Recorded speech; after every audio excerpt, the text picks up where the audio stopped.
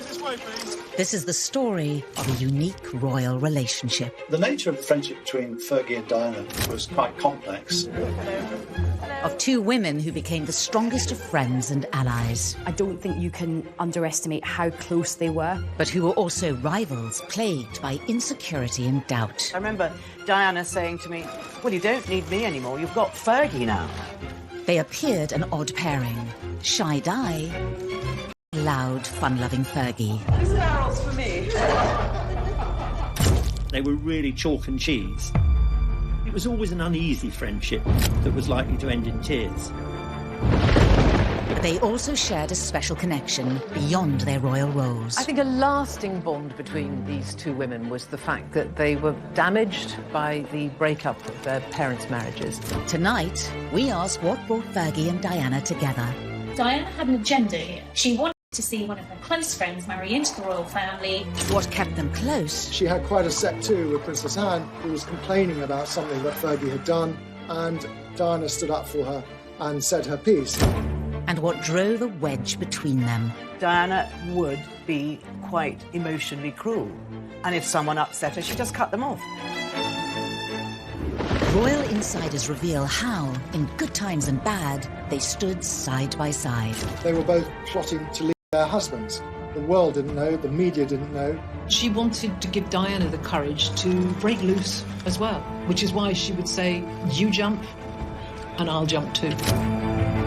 And how the friendship finally faltered. Diana was absolutely furious. If that's how she wants to behave, and if she wants to go on television and talk about me, she's not going to be spoken to ever again by me. Ending in tragedy and regret. And on the night that Diana died, Fergie was in Italy and called her, and of course she didn't answer. This is the story of Fergie and Diana, the royal wives at war.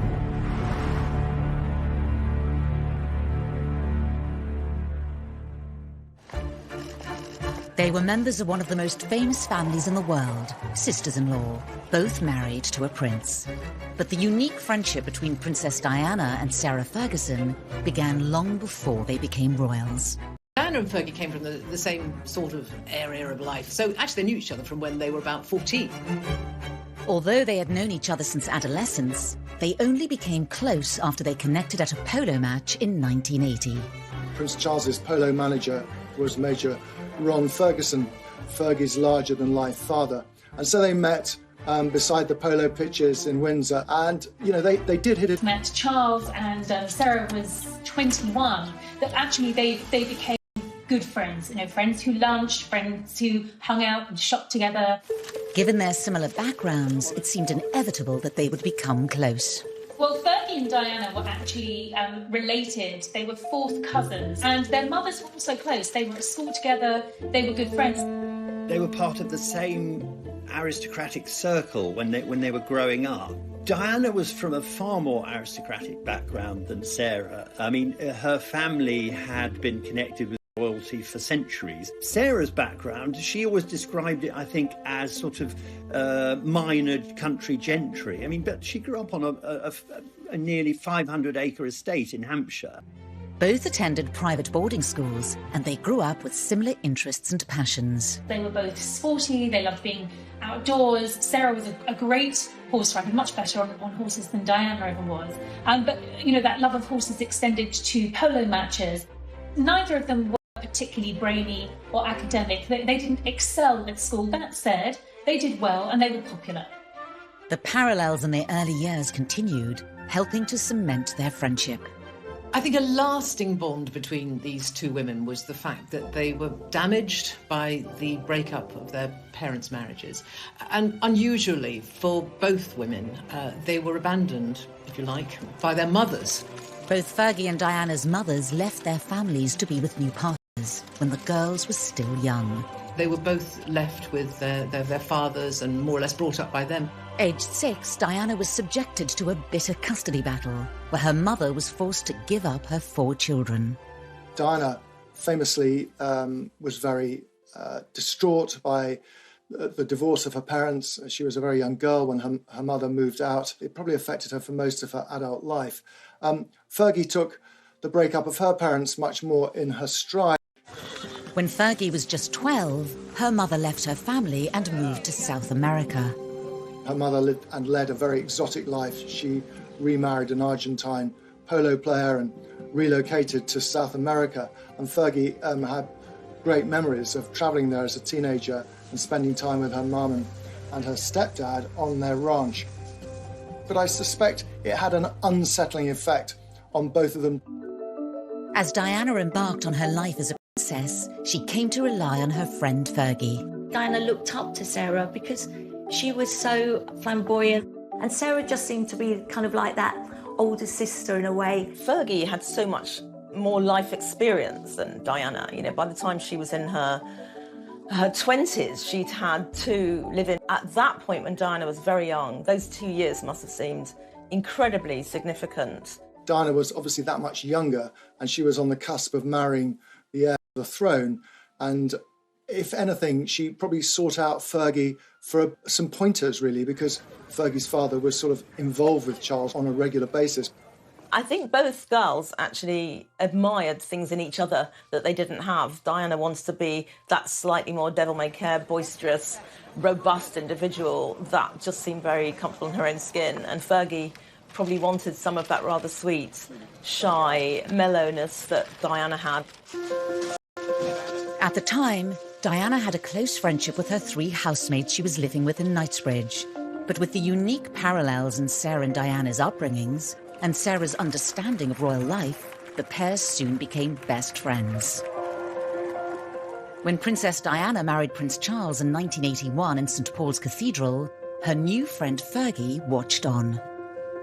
Sarah was actually a very important person in Diana's life and in the run-up to the royal wedding, and certainly those early years where she really helped Diana to find her feet. She was absolutely delighted for her friend, and I think that's why they became so close. The princess even helped her friend with her wedding outfit. Fergie didn't have a lot of disposable income, and she knew that a dress for something like the marriage of the Prince and Princess of Wales was going to be an expensive proposition. So Diana helped out by providing her with some fabric, and she got a dressmaker to make up something appropriate for her. Diana intended on bringing her new friend Fergie into her royal circle by having her take on the role of her lady-in-waiting. It's not a servant and it's not a friend. It's sort of somewhere halfway between. It's a genteel occupation, and it's enormous status. But the decision was taken out of the princess's hands. Sarah was told that she was actually unsuitable to be Diana's lady-in-waiting, which was a huge blow to Sarah. I think the royal family felt Sarah wasn't posh enough.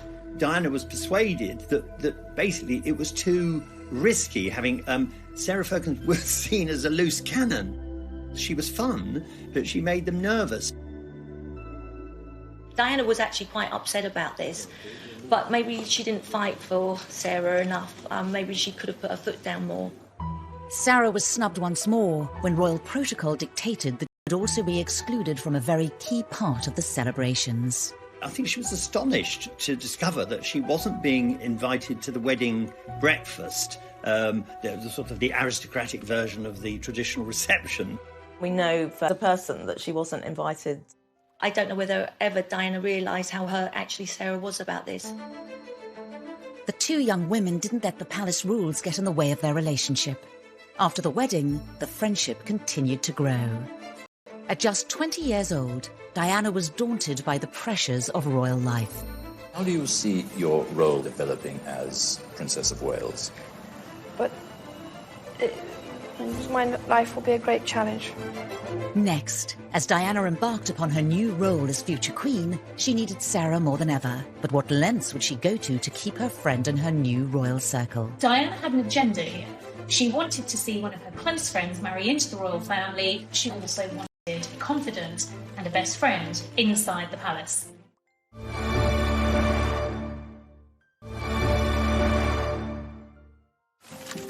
As Princess Diana attempted to settle into her new role as future queen, aged just 20, she turned to her friend Sarah for support. Diana found her someone, a sounding board, if you like, someone she could confide in, and she found her early months in the royal family extremely trying. She complained many years later that no one really showed her the ropes, told her what to do. It was either a case of sink or swim. If she made a mistake, she was made to feel terrible. But there was none of that kind of support where people said, look, we know it's going to be difficult. Don't worry if you make a few mistakes. Well, when you enter the royal family, there are very few people that you can confide in. Everybody might go to the newspaper because you're the hottest story in town. Diana felt that Fergie was a safe pair of hands, that her secrets were going to be secure with her. Sarah became Diana's loyal confidant. They would frequently meet for lunch, often once a week. And if they weren't lunching together at San Lorenzo, they were at the palace catching up over cups of tea. She would really lift Diana and make her laugh, actually, which Diana really needed at that time. Sparrows for me. Fergie was a coper. Diana wasn't a coper. And I think Diana became dependent on Fergie, really, for that encouragement to believe in herself. And they became much closer at that point.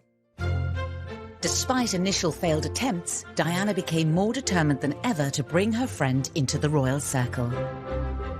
Well, I think Diana wanted Sarah to be a part of the royal fold for a long time. And when she was told that Sarah couldn't be a lady-in-waiting because she wasn't deemed appropriate, she had to rethink her strategy. And she came up with the idea that Sarah should meet Andrew, in fact, reconnect with Andrew, because Sarah had played with Andrew as a child.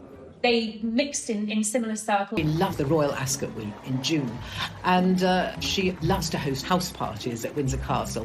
In 1985, the Queen asked Diana whether there was anyone she'd like to come along to the house party, any single young women perhaps, and Diana thought of Sarah, of Fergie. And at the back of Diana's mind was a very cunning plan to make sure that Sarah sat next to the Duke of York, Prince Andrew, which she did. By the time pudding was served, Andrew was sort of being familiar enough with this very bubbly, red-headed girl next to him to start feeding her pudding. We were made to sit next door to each other at lunch at Ascot. Yes, and you made me eat chocolate profiteroles, which I didn't want to eat at all.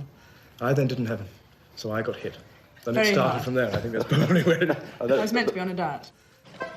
Andrew soon asked Diana if he could bring Fergie to stay at Diana and Charles's country house, where the pair became much closer.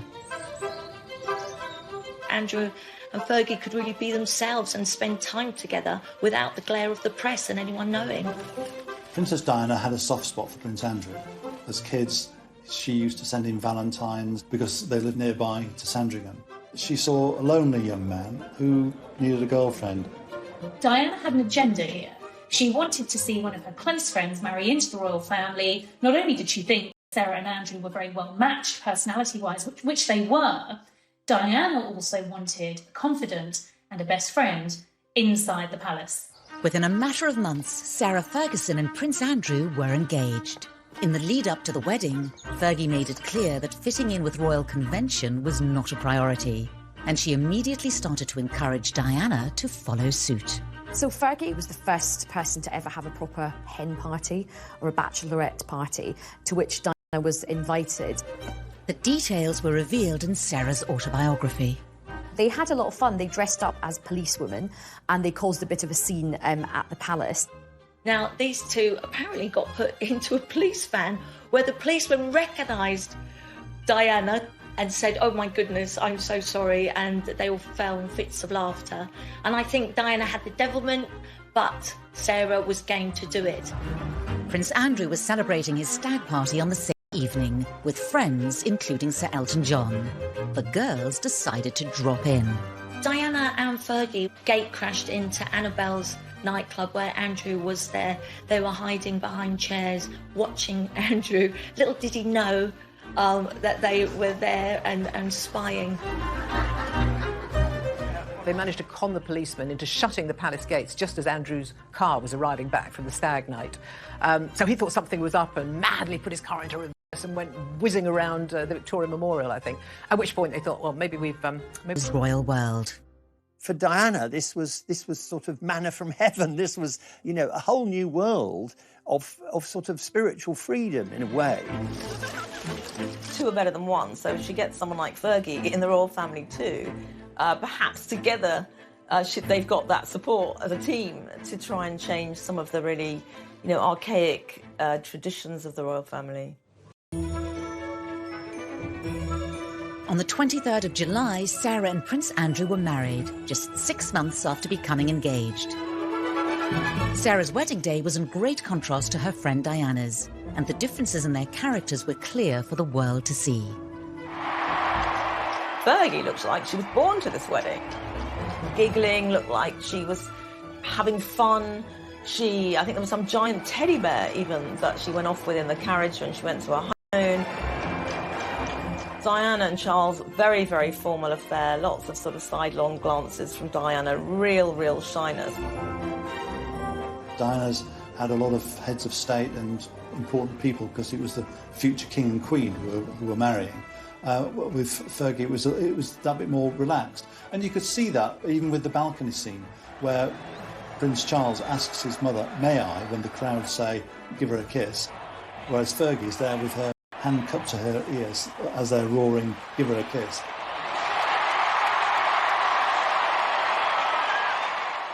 Despite differences in their personalities, the two women had established a powerful bond.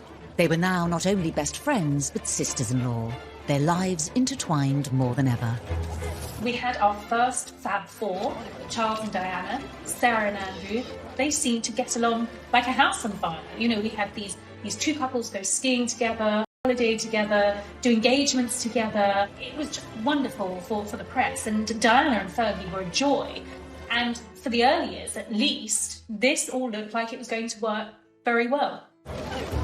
But royal life for Sarah and Diana was never going to be that easy. The pair had to deal with the rules and responsibilities that came with being a royal wife. Their lives were not their own anymore. They weren't just able to sort of do what they wanted. And I think they both realised after they got married that they had not married into a family, they had married into a firm. Fergie tells very graphically an account of her, you know, when she first went to Sandringham, before her marriage, and, you know, met the Queen and all the royal family and curtsied to the Queen and tripped over a corgi. She spilt her drink on the sofa because she was so nervous and she didn't know how to address anyone, so she just curtsied to everybody. Even for Sarah, being on the inside of the firm, the royal family, it was a shock. Someone would point out that, you know, continually, "Oh, you mustn't do that, you mustn't wear that, you can't wear those clothes, you can't go to that event dressed like that." Also that, you know, if someone else is leaving the palace for an event that day, Sarah couldn't leave before them. I mean, it was an absurd list of unwritten rules. I understand that Diana said, "I told you it would be like this," and Sarah said, "Yeah, it's bloody awful, isn't it?" For Fergie, Diana's experience was vital. Fergie came to rely on Diana as Diana had relied on her. Sarah certainly looked to Diana for guidance and help in the early years of her marriage and early years of learning the ropes of royal life. I suspect that maybe Andrew was reasonably supportive, but essentially he was away because he was in the Navy, and for most of their marriage he was at home for only 40 days of the year. The princess quickly became the Duchess of York's guide. Diana helped Sarah deal with, you know, being at public events where you can't throw bread rolls around and shriek and get drunk. Don't say anything controversial and try not to flirt with all the men, which was very difficult for Sarah. Diana's kindness, wanting to repay Fergie for her support, really came shining through. Even before the Duchess had become royal, Diana had been there to support her, particularly during Fergie's first appearance in the royal family, which caused her great anxiety. Fergie asked Diana to come with her, and Diana gave Sarah all the right advice on how she should handle herself that day. She even provided her with an outfit to wear. Sarah famously said that at her first royal engagement, she sort of just looked on in befuddlement. You know, this was completely alien to her. And she looked over to Diana for some encouragement, and Diana said to her, just keep smiling. And, you know, that's what Sarah did, and it stood her in good stead. Fergie had been able to watch her friend blaze a trail before her, whether it was dealing with the press or the in-laws. Diana was very much the canary down the mine shaft when it came to learning the royal robes, but more than that, learning about royal fashion. And Sarah, she had to do that now. She had to be far more groomed, far more careful about what she wore. Sarah finally opened up about this in 1996 when promoting her autobiography on the radio. She was my friend. And she is my sister, and we are still sisters. I try to emulate her and dress like her, but when you've got very little confidence, you sort of make a nonsense really of everything. Diana was an old hand at this. She'd been married for a number of years. She had the 2 boys. She was someone who Sarah Ferguson could simply copy. Safe mimicking Diana's behaviour, because Diana was always ahead of the curve. It's an interesting revelation about Fergie's self-esteem, because for all the outward confidence that Fergie's got, clearly, you know, even she was struggling with joining the royal family. In the early months of Fergie's royal life, Diana even defended her in front of important members of the royal family. Diana had quite a set too with Princess Anne, who was complaining about something that Fergie had done, and Diana stood up for her and said her piece. And it was rather brave of Diana. She more or less asked Anne, you've got to give her a break, and Fergie's good for the family, but she's finding it hard to adjust, just as I did. For Diana, Fergie's entry to the royal fold was a godsend. It took at least some of the attention away from her at a time when the pressure was becoming unbearable. I think certainly it was a tiny bit of respite, not being in the glare of, you know, the public eye the whole time. I think probably it was, you know, kind of helpful for her. Sarah became a much-needed ally within the family. She strived, I think the word she used, to protect her as a sister and as a friend at all times. I mean, that was really important for Fergie to stop the firm getting at Diana. She really was very protective of her. She'd stick up for her. Diana knew that a lot of the royal family didn't like her. She felt picked on by some of the royal members. While Diana had a head start as a royal, Fergie had more life experience to draw from. Well, Fergie and Diana had very different entry points into the royal family. Fergie was a much more experienced woman. She had a job in publishing. She had been very well travelled. So she just was more mature. She was more sure of herself. I think what Diana needed all the time was someone to reassure her, someone to say it's okay to question, to challenge what you're asked to do and how you're supposed to behave. It's your life as well. As both women attempted to navigate the mounting pressures of royal life and the difficulties in their relationships, they also looked for guidance from other sources. They both encouraged each other, really, to look for alternative therapies, to look for healers, to look for psychics, astrologers. People, really, they're looking for answers to questions about their future. Astrologer Debbie Frank was introduced to Diana in 1989 and soon became a close confidant. Diana would just call me as and when, which sometimes, particularly when we first met, was extremely frequently, sometimes, you know, more than once a day. What I helped Diana with was basically managing her public events that she was attending, how they went, and then obviously her personal life, how things were between her and Prince Charles. Diana and I established a very long friendship over the years until her death. Both women bought into this in a big way, and sometimes Sarah would consult her astrologer 4 times a day. It just shows how much they needed an outside influence and support. I don't think either of these girls were getting much support from any of the royal family members. Next, it seemed Diana and Fergie would always depend upon each other, but insecurity and suspicion would drive a wedge between them. Diana would be quite emotionally cruel, and if someone upset her, she just cut them off.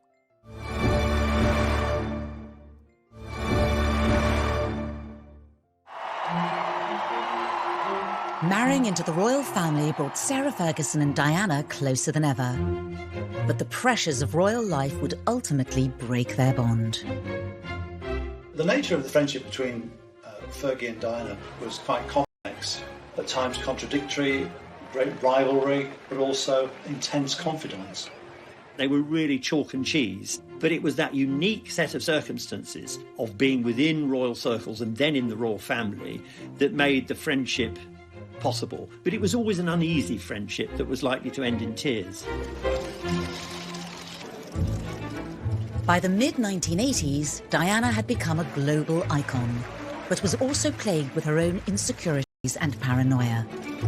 Even though Diana was more used to mixing with royalty and aristocratic people, I still think it was easier for Fergie. Diana had said, I went to lunch at the palace and I was really, really nervous. But Fergie just seemed to take that lunch in her stride.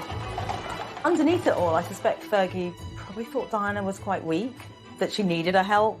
She was happy to offer it.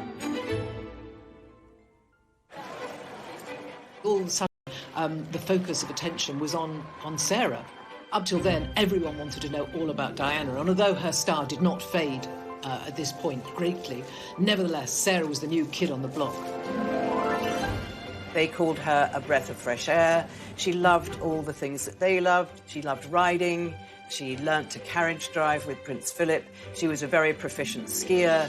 She was a real country girl. She loved dogs and horses, so she fitted in really well.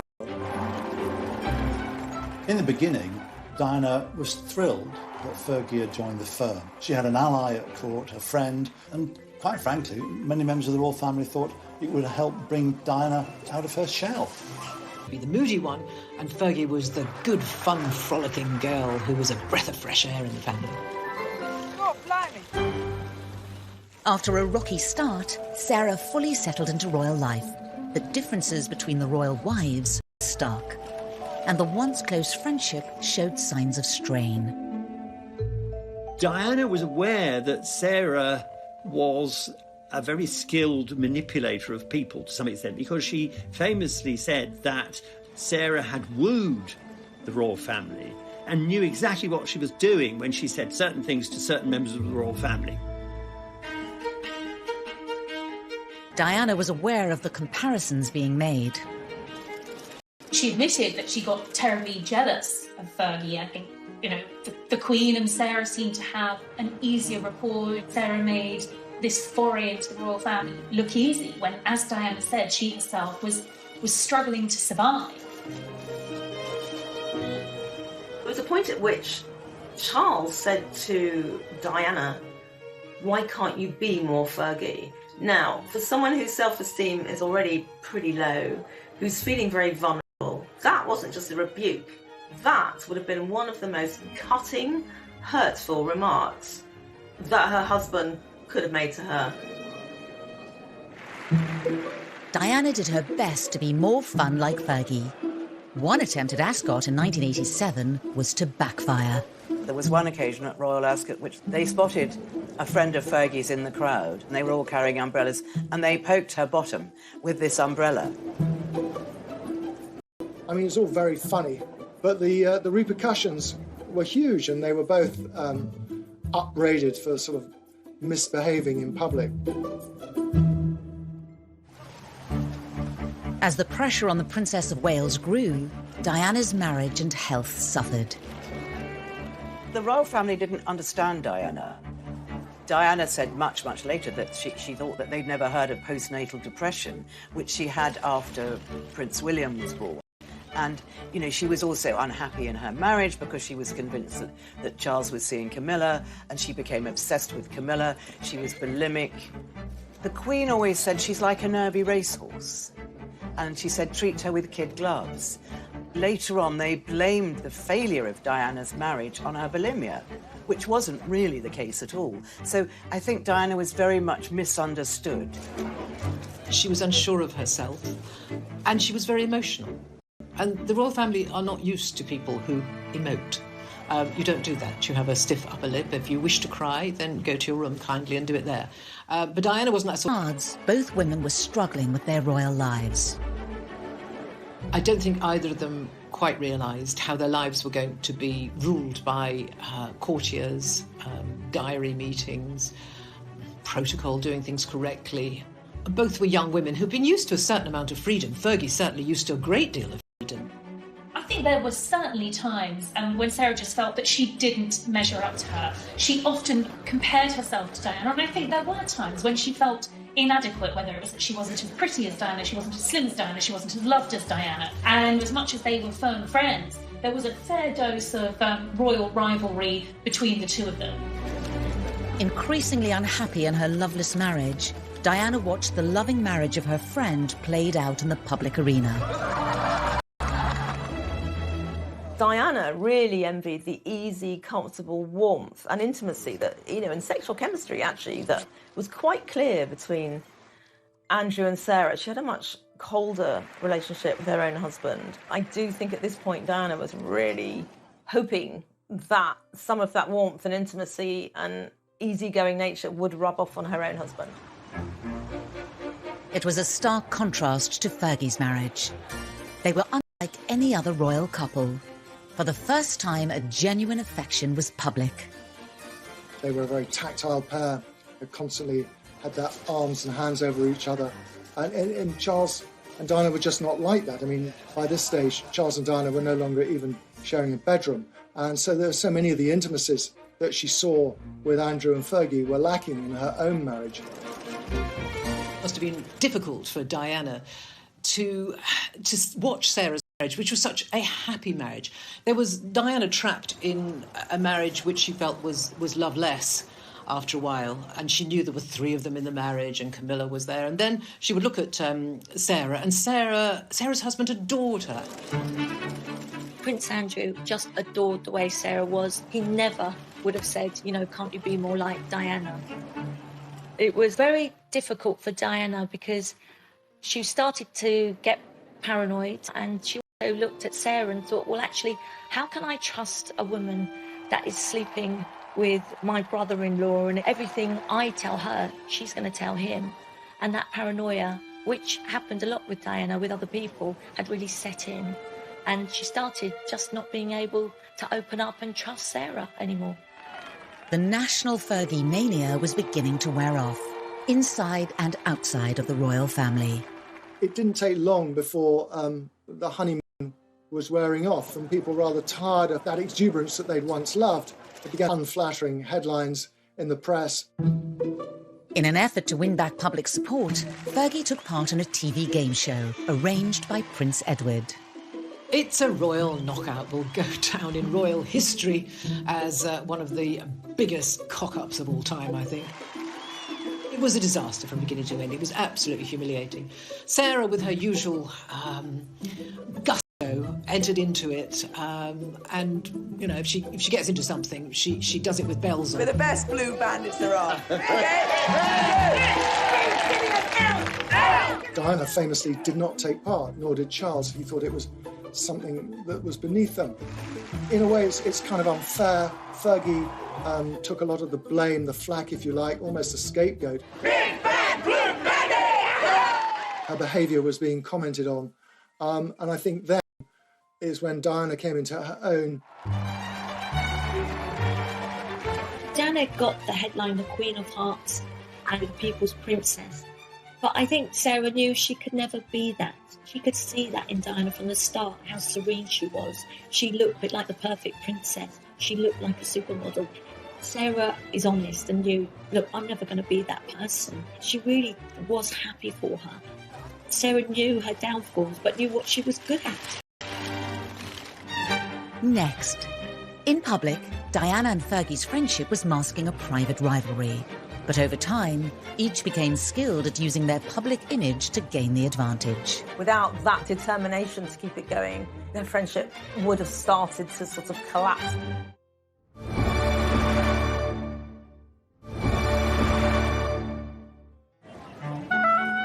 Diana and Fergie had been genuinely close in the early 80s. But as time moved on, the friendship faltered. Well, the reason that the friendship failed was entirely Diana. This is what Diana did. No one would believe that you could be great friends and do one thing wrong, and then Diana wouldn't speak to you. It was very unique to her. Diana would be quite emotionally cruel. And if someone upset her, she just cut them off, cut them out of her life. The rivalry between them would only increase. In the battle for public hearts and minds, the press was to be their weapon of choice. There was something about Diana that members of the public found utterly magnetic and were drawn to her. We're always talking about Sarah Ferguson as being Fergie. We would never have called Lady Diana Spencer Spency. I mean, that would just have never happened because she wasn't a Spency. She was much going, sporty, loud, bubbly nature. I think that this did start the jealous reaction in Diana, because I remember Diana saying to me, well, you don't need me anymore, you've got Fergie now.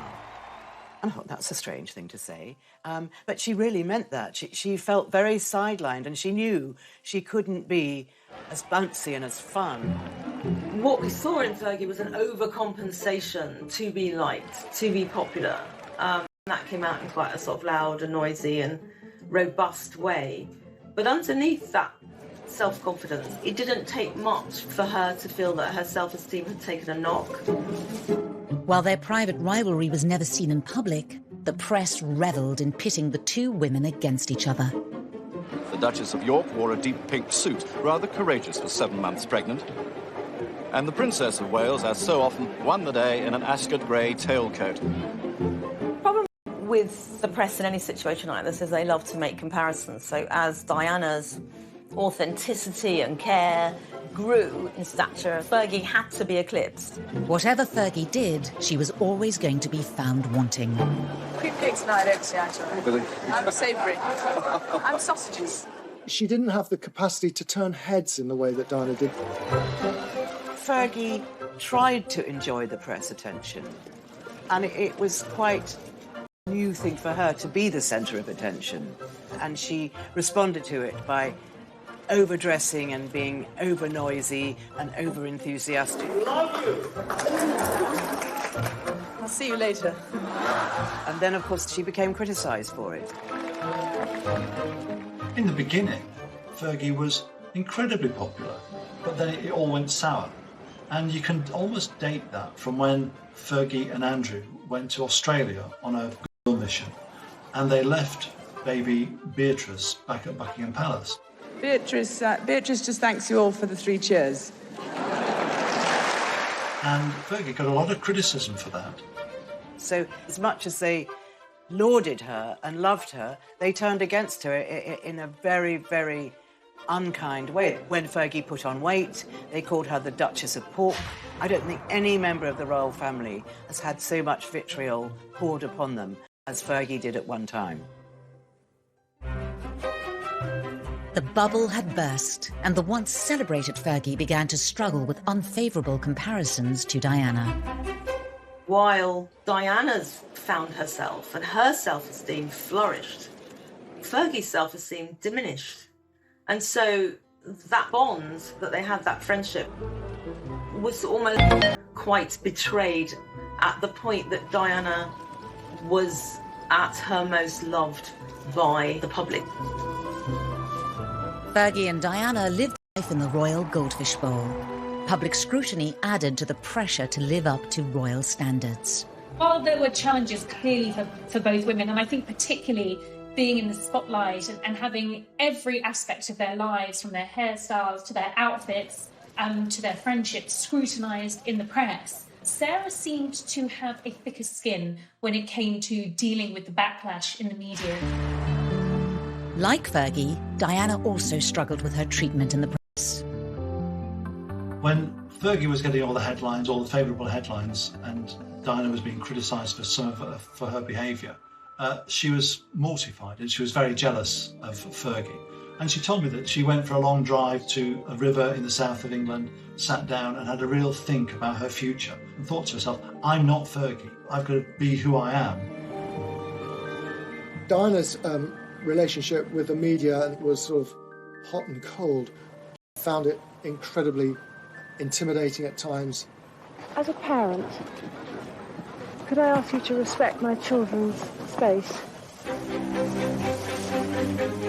She was followed wherever she went. She also knew that keeping the press on side at this time, a very delicate negotiation over her separation from Prince Charles, was vital. The media offered her the one chance of sort of evening up this battle, if you like. The treatment of both women in the press had an inevitable impact on their fragile friendship. Their relationship blew very hot and cold, and a lot of this was to do with Diana's personality. So, you know, Fergie was in the ascendant and she was in the descendant. And then it turned round again. Fergie probably knew that, you know, once people put you on a pedestal, there's only one way, and that's down. The story becomes you've got this sort of beautiful princess, and you've got the sort of almost the ugly sister. That's really hard to sustain a friendship between two people when the press, for whatever reason, have taken one completely to their hearts, whereas Fergie barely got a look in. The tables had turned. It was a desperate time for Fergie. Her rival was once again the darling of the press, the most photographed woman in the world. All Fergie's demons came back to haunt her. Fergie has struggled with, I think it's probably self-respect, actually. I think when Fergie gets miserable, she'll probably comfort eat, she'll kind of become a bit reckless. The press will certainly say that she looked a mess, or she looked ridiculous, or that she didn't have any taste. The rivalry in private and in public was growing, and each would try to outcompete each other in the headlines. If Sarah was out on engagements on the same day as Diana, it was always going to be Diana who made the front pages of the newspapers the next day. And I think after a while that probably did begin to grate with Fergie, and certainly there were times when she felt, I can't even compete. Without that determination to keep it going, their friendship would have started to sort of collapse. The underbelly of it would just start to sink, and the connection between them would have started to break. Both girls were highly competitive, and that competition spilled over into newspapers and magazines. They were rivals to that extent, and they wanted to see their charities given more space than the others. Fergie says in her book that she actually did some AIDS charity work. It was for a friend and it was a one-off. But Diana was furious and she said, look, that's mine. Don't interfere. Which is very typical of Diana. And Fergie was quite distraught because she'd only done it to help a friend. Diana was becoming adept at working the press. Diana earned a reputation for being manipulative because she was aware of her star power. She used it to her advantage. She would play tabloids off against each other, and when things got really bad in the War of the Waleses, she would use the newspaper to fight her corner. And she did that in a way that Sarah didn't do. Sarah just didn't engage on that level. Sarah didn't have newspaper editors over to the palace for lunch. I think it was probably something that she was too scared to do. Diana really knew how to manipulate the press. Ultimate example of this is the revenge dress that she wore to the Serpentine Gallery, and that was on the same night that Prince Charles's Dimbleby interview was being shown, in which he admitted adultery.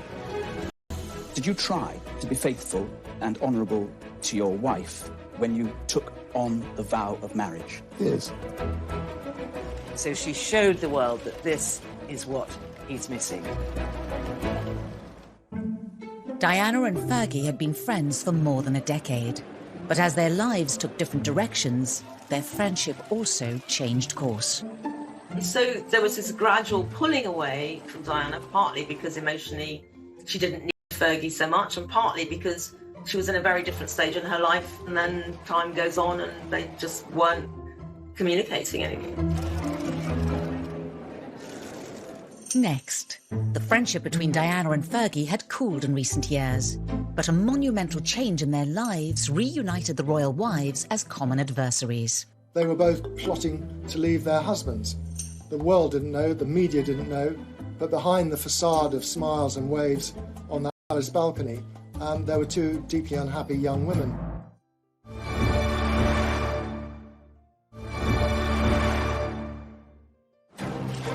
After a turbulent decade of friendship for the royal wives, the next chapter saw one final heartbreaking rift. On the 15th of June 1991, Diana, Princess of Wales, and Sarah, Duchess of York, stood on the balcony of Buckingham Palace and presented a united front to the world. I can tell you exactly what was going on behind the scenes at Trooping the Colour in 1991. That was the last occasion on which they were photographed together in public. They were both plotting to leave their husbands. The world didn't know, the media didn't know, but behind the facade of smiles and waves on that palace balcony, There were two deeply unhappy young women. I think the two of them did discuss very openly the fact that they were unhappy, and they did discuss the idea of leaving the royal family, which of course is, at that point is just a really big line to cross. They'd actually come up with this scheme that they would go together. They would announce their separations simultaneously to set off this sort of depth charge, if you like, under the royal family. For now, mending any earlier rifts. Putting their plans into action wasn't going to be easy. To enter the royal family is hard enough. To leave the royal family, to jump out of that goldfish bowl, is quite something else. It obviously demanded a great deal of courage and planning. Long discussions late into the night about what should they do. Fergie was the one who was leading the way on this. She wanted to give Diana the courage to break loose as well, which is why she would say, you jump and I'll jump too. Through their public engagements, it was becoming increasingly obvious to the world that the Wales' marriage was breaking down. We knew that Charles and Diana's marriage was a tough one and that they weren't happy. I mean, from the late 1980s onwards, newspapers were routinely recording the number of days, and these were growing year by year, exponentially. I mean, there were vast periods of time when they had virtually no contact with each other. At the Yorks family home of Sunninghill Park, it was a similar story. Andrew was at sea serving in the Royal Navy. It was reported they saw each other just 40 days in a year, leaving Fergie alone to do what she liked. The Yorks marriage began to unravel quickly. There were rumours that Fergie was seeing somebody else. The Duchess kept her head well down, ignoring all questions about the state of her marriage. Meanwhile, Diana was continuing to nurture her relationship with the press.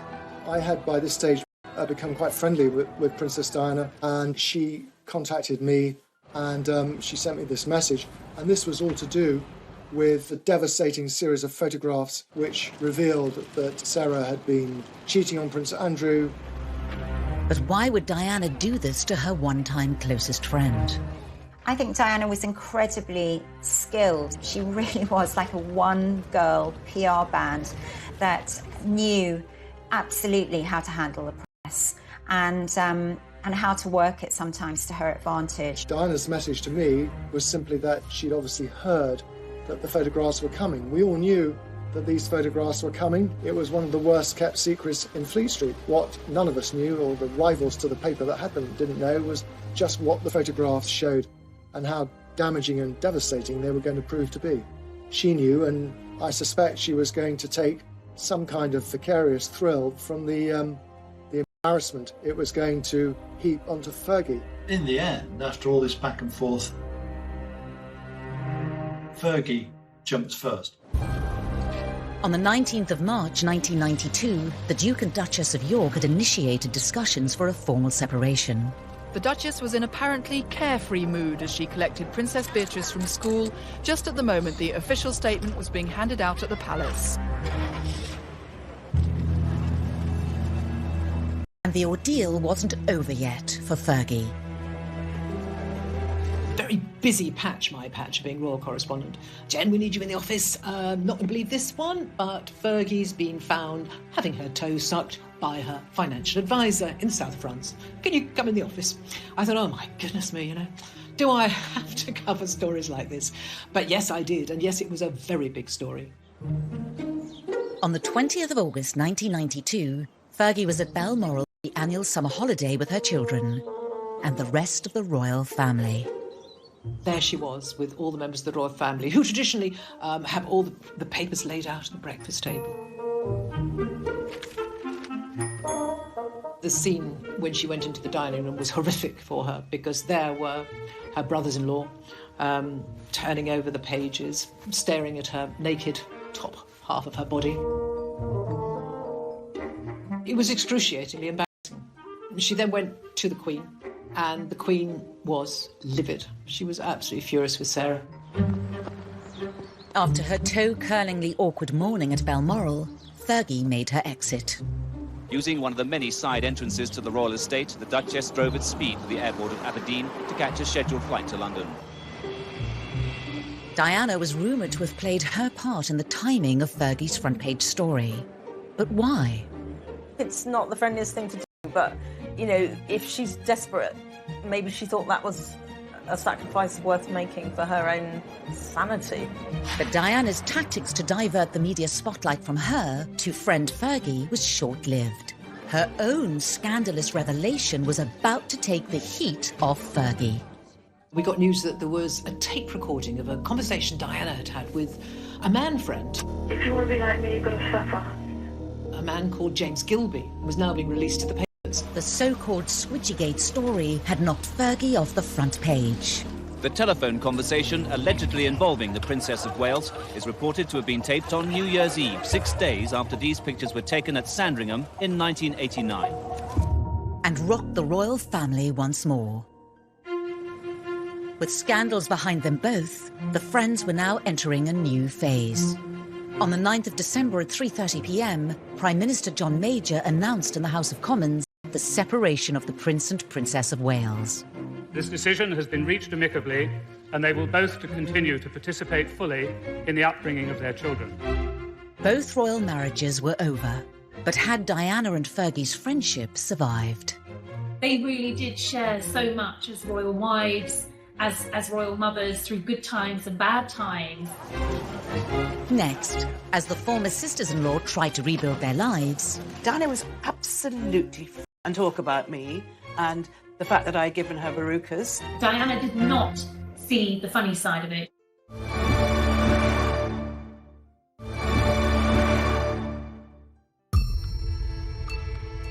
Princess Diana and Sarah Ferguson had a turbulent relationship, and it didn't end with their marriages.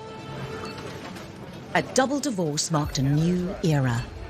Policemen clear the way for the princess this evening as she leaves a London hotel, grim-faced, £17 million richer. It was strange times. The settlements that both women got after their divorce, of course, were very different. But then their status was very different. Fergie, funnily enough, only ended up with about 600,000, but the Queen had paid off a lot of Fergie's debts beforehand. And the Queen had dished out at least £2 or £3 million on Fergie over the years. Unfortunately, money just ran through Fergie's fingers, and the Queen knew that. She's been accused of extravagance, bad taste, and an over-exuberant manner. And of course, this played into the bad publicity always for Sarah. Sarah always in trouble in every way you can think of, either her behaviour or her misbehaviour or her finances. No longer sisters-in-law and embracing the single life, did they still need each other as friends?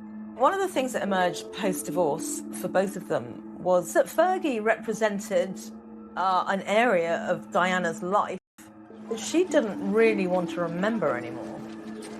And as long as she maintained a friendship with Fergie, she was always going to be reminded of some really difficult times in her life. And so when Diana moved on to almost full independence away from the royal family, I think Fergie would have been quite triggering for Diana. Diana very much became her own woman, and the only people she adored and depended upon and had unconditional love for really were her two children. She was very self-contained in that way. Fergie turned to someone surprising for support. Her former husband. Andrew became almost what Diana was to Fergie during her difficult time. She'd gone back and redeveloped or reignited that friendship with her husband, whereas Diana didn't need Fergie. In 1996, Fergie decided to put her story across. She'd watched Diana do it in the Andrew Morton book in 1992. Now it was her turn. The Duchess today in a New York bookshop, helping launch her just-published autobiography. It was very frank, very telling. It was an interesting read, quite poignant, actually, in many places. But behind palace gates, a storm was brewing. Diana was annoyed with Fergie, and Fergie was promoting her book, or in any interviews. But of course, anyone that interviewed Fergie wanted to talk about her relationship with Diana. And there was one particular line the press seized upon. Diana was absolutely furious about this. She really, really found that very distasteful. If she wants to go onto American television and talk about me and the fact that I'd given her verrucas. This was relayed in quite a joking manner in the autobiography, but Diana did not see the funny side of it.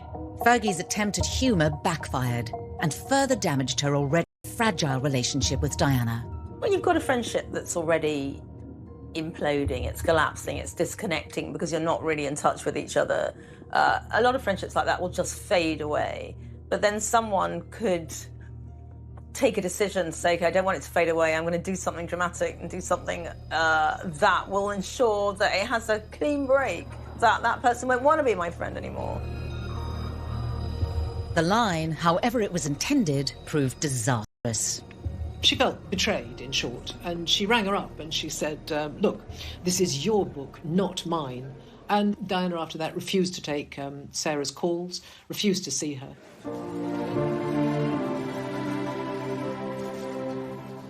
It was a massive overreaction from Diana, but it wasn't altogether surprising to me. I knew her very well at that stage. She felt she was juggling a new life. She was trying to find a way forward. She thought that they trusted one another, they had an agreement. They didn't tread on each other's toes, was how Diana put it to me. And here was Diana having her toes trodden on by Fergie with sort of outsized big boots on. Part of the complexity of Diana's personality was that she'd fall in and fall out with people all the time. Diana felt that Fergie had let her down and she could no longer be trusted. Months later, it's thought Diana did reach out via a mutual friend. She had asked someone, where's the redhead? Because she used to call her the redhead. So I think there was a glimmer of hope that perhaps the ice was thawing. But any hopes of reconciliation would never be realised.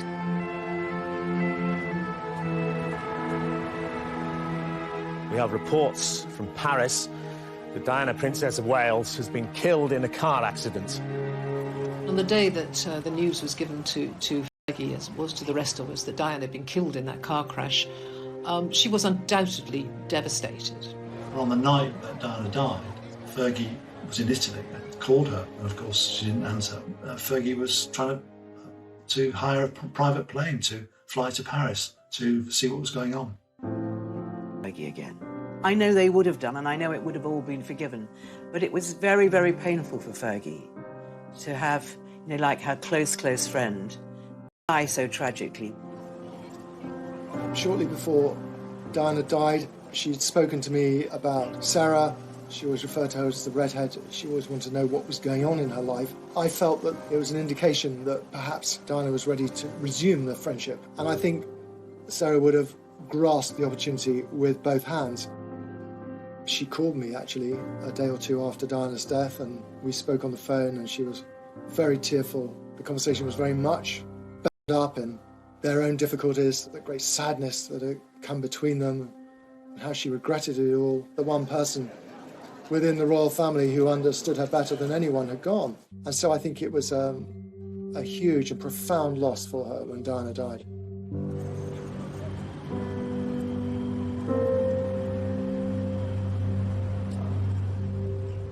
Diana's death sparked days of extraordinary public grief and brought to a tragic end one of the most compelling chapters in the history of the modern royal family.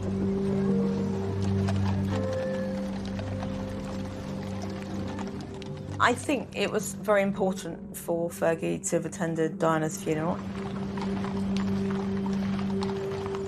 She would have felt so desperately sad for her boys, so desperately sad.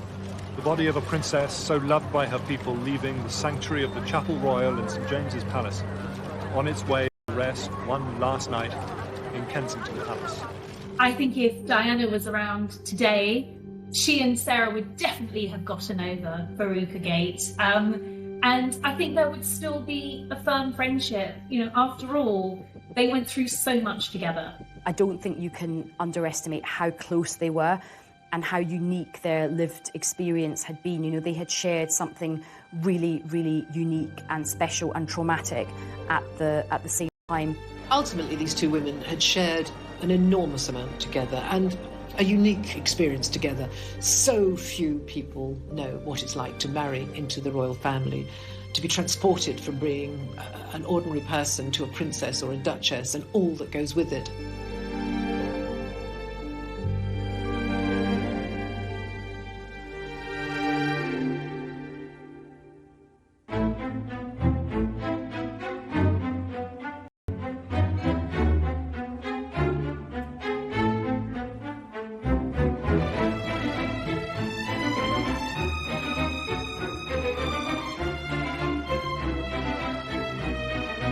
For most of her adult life.